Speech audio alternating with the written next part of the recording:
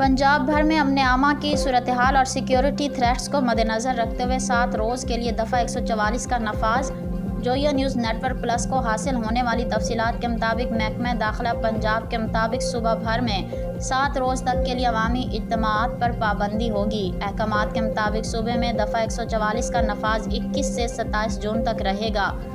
वज़ारत दाखिला का कहना है कि सूबे में अमन आमा की मौजूदा सूरत हाल और सिक्योरिटी थ्रेट्स की वजह से लोगों का कोई भी अवामी इज्तिमा दहशतगर्दों और शर पसंदों का सॉफ्ट टारगेट हो सकता है, जो अमन अमान के लिए संगीन खतरा है। वज़ारत दाखिला के अहकामात के मुताबिक पंजाब में 27 जून तक हर किस्म के इज्तिमात, धरनों, रैलियों, जलूस, एहतजाज, जलसों और इस तरह के दीगर सरगर्मियों पर पाबंदी होगी। ये फैसला PTI की तरफ से वोट के तकद्दुस की हिफाजत के लिए आज दोपहर को होने वाले मुल्क गिर एहतजाज की कॉल के पेश नज़र किया गया है।